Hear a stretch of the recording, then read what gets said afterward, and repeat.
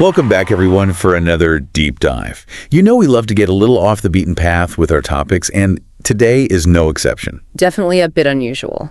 We're diving into the world of, get ready for it, fish milk. Oh, yeah. Specifically, how Indonesia is tackling a cow milk shortage with this pretty unique innovation. I've got to say I'm really intrigued by this one. Me too. I've been digging through the notes, articles, and even a whole study guide you sent over, and it seems like there's a lot to unpack here. Definitely a lot to consider. So let's start with the basics. Sounds good. Indonesia is facing a major shortage of cow milk, right? Yeah, significant shortage. Can you give us a sense of just how serious this is? Well, imagine a country where milk, a vital source of protein, is becoming harder and harder to get. Wow, that's a pretty big deal. It is. It's impacting people's diets and especially hitting the development of growing kids pretty hard. That puts it into perspective for sure. It makes you wonder why they're facing this shortage in the first place. Right. Well, there are a few things at play here. Their domestic cow population just isn't enough to meet the demand for milk, and there are some challenges around dairy production and infrastructure. And I imagine the cost of importing milk isn't helping either. Exactly. Importing gets expensive really quickly. So they're in a bind, and that's where this whole fish milk idea comes in. You got it. Now, I have to admit, when I first heard the term fish milk, my mind went to some, well, pretty weird places. I think we all did. So let's clear things up right away.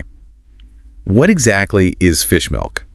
It's actually not milk from a fish in the way you might be thinking. Like there's no fish udder or anything? No, definitely not. Okay, good. That's what I was hoping. It's a processed protein powder made from a fish called ponyfish. Ponyfish. Yeah, pretty catchy name, right? Yeah.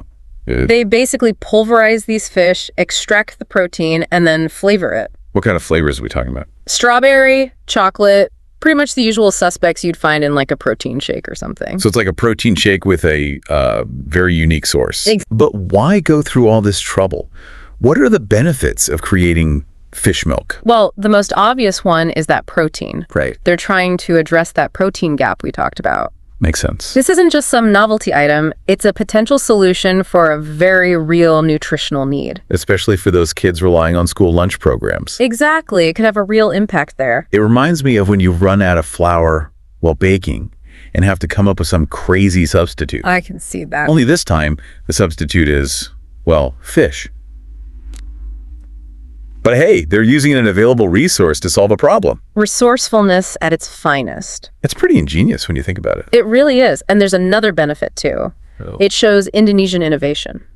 I like that. They've got a problem and they're figuring out a solution using what they have. Very impressive. It is. It speaks to a larger trend of countries trying to find sustainable solutions within their own borders. I love that angle. So we've got this resourceful, innovative solution using fish, but I'm sure there are some downsides to think about too. Oh, absolutely. What are the experts saying about the potential drawbacks here? Well, the main thing that keeps coming up is the fact that fish milk is what they call ultra-processed. And that's where some of the concerns come in. Welcome back, everyone. Glad to have you with us as we keep swimming through this fish milk deep dive. Yeah, I'm really fascinated by this whole thing. It's pretty wild, right? So you mentioned earlier that fish milk is considered ultra-processed? Yeah. Can you break that down for us? Like, what exactly does that mean? Sure, let's unpack that a bit. Remember how we were talking about pulverizing the ponyfish and extracting the protein? Yeah. Well, that's really just the start of it when it comes to ultra-processing. So there's more. It's not just turning the fish into powder. Right. Think about it like this. It's a bunch of steps that take the original ingredient, the ponyfish, and change it more and more from its natural state. So after that initial processing, that protein probably gets dried and turned into a powder. And then remember those flavors we talked about? Yeah, the strawberry and chocolate and all that. That's all added in at this stage, along with a whole bunch of other ingredients. Like what kind of other ingredients? What are they putting in there? Well, this is where it gets kind of unclear. The sources don't give us a full list. Okay. We're probably talking about stuff to make it taste better, give it the right texture, and make it last longer on the shelf.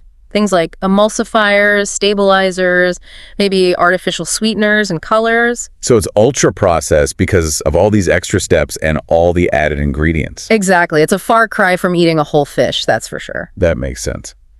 But why is this such a big concern? I mean, it might solve the nutritional problem, at least for a while. Right, and that's a big part of the debate here. But when you take a food, break it all the way down and then rebuild it with artificial stuff, it raises some questions about the long-term effects. What kind of questions?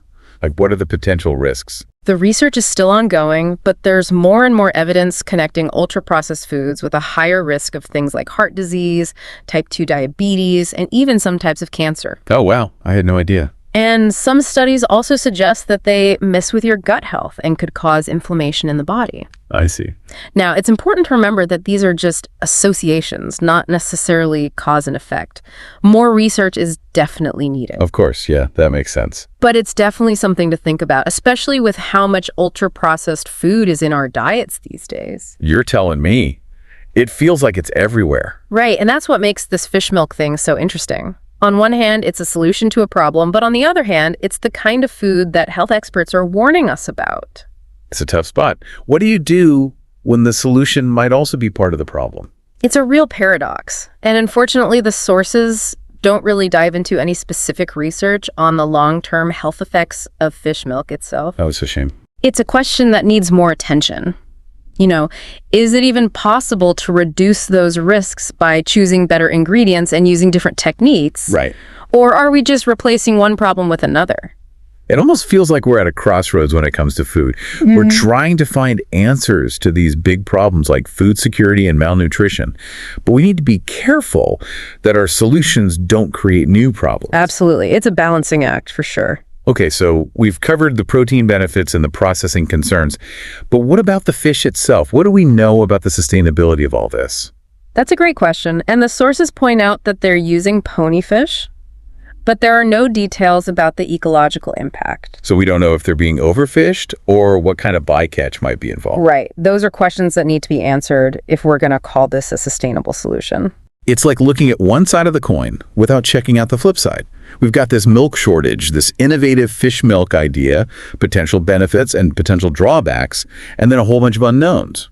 It's a pretty complex issue. I think you've hit the nail on the head there. Fish milk brings up all kinds of challenges and opportunities that need to be carefully thought through. It's a story about human ingenuity, but also a reminder to approach innovation with a critical eye. Well said. Now, I know we've been diving deep into the science and the sustainability of fish milk, but what about the people? What are everyday folks saying about this? The human element. That's where things get even more interesting. The sources mention that the reception to fish milk has been, mixed. Mixed? In what way? Well, let's be honest. The idea of drinking milk made from fish might not be everyone's cup of tea, right? Yeah, I can see that. We all have our own food preferences based on our culture and our own experiences, and for a lot of people, fish milk might just be a step too far outside their comfort zone. You think it's just the unusual source that's putting people off? It could be that, but it's probably a combination of things. Yeah, okay. For some, it might be that ick factor we were talking about earlier. I get it.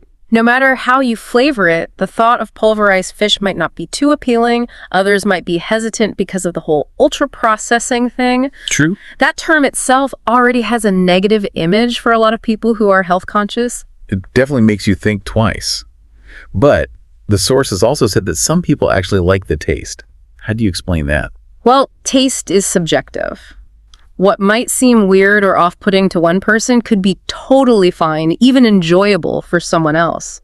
It all comes down to individual preferences and what your culture considers normal. It's true. What one person finds delicious, another might find disgusting. And don't forget, they're adding those flavors to mask any fishy takes, which probably helps make it more appealing to a wider range of people. So maybe it's not the fish itself, but the way they prepare it and present it that makes the difference. I think you're onto something there. And this brings up another fascinating point. The success of fish milk, or any new food for that matter, might come down to whether it can get past those initial reactions and establish itself as a real option. It's almost like a marketing challenge as much as a scientific one. Exactly. How do you convince people that this isn't just a quirky solution, but something that's actually good and enjoyable to eat? It's a big question, especially when you're dealing with something so different from what people are used to. It's a challenge a lot of food innovators are facing these days. How do you introduce something new and unconventional in a way that really resonates with consumers? It's a whole area of study in itself. Well, that's a conversation for another time. But for now, let's keep exploring what we do know about fish milk and see where this deep dive takes us. Sounds good to me. All right, we're back for the final stretch of our fish milk deep dive. It's been a fascinating journey, hasn't it? It has. From a cow milk shortage in Indonesia to a protein powder made from fish, who would have thought? It really shows you how interconnected things are. So let's take a minute to recap what we've learned. We started with Indonesia facing this serious lack of dairy, which is a big deal for people's diets and especially for kids who need that protein. Right, and their solution is pretty ingenious. They looked around, saw they had plenty of ponyfish, and found a way to turn that into a protein source that could help bridge the gap. But it's not as simple as it sounds on the surface. We talked about how all that processing raises some red flags about long-term health effects, and then there are those unanswered questions about the sustainability of using so many ponyfish. And we can't forget the ick factor. Fish milk is a pretty hard sell for a lot of people. Definitely a departure from the norm. But okay, let's play a little game of what if. What if fish milk actually takes off? Like it overcomes all these hurdles and becomes a mainstream food, maybe even goes global. What do you think that would mean for the future of food? Ooh, that's a great question. If fish milk really hits it big, it could mean we're entering a new era of protein sources. We're already seeing a shift towards plant-based and even insect-based proteins, so why not fish? It could be a sign that we're finally willing to think outside the box when it comes to feeding ourselves, especially when necessity is the mother of invention. Necessity and maybe a little bit of, hey, we got to do something different. Yeah. But wouldn't that have a ripple effect? Like, what happens to traditional dairy farmers if everyone's drinking fish milk? And are we going to start overfishing certain species? You're right, there are always consequences, both good and bad. That's why it's so important to be responsible with innovation. We can't get caught up in the excitement of a new idea without thinking through the potential downsides.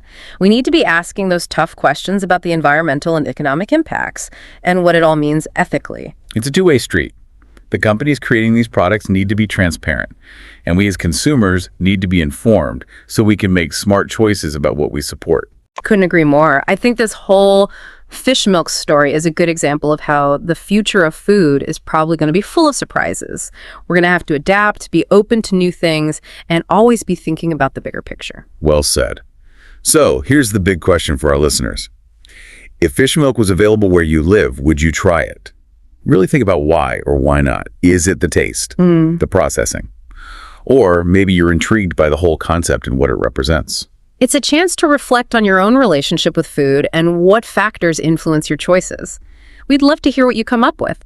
Share your thoughts on social media, shoot us an email, or bring it up at your next dinner party. This deep dive was all about exploring the unexpected, pushing those boundaries, and sparking curiosity. Thanks for joining us on this fishy adventure.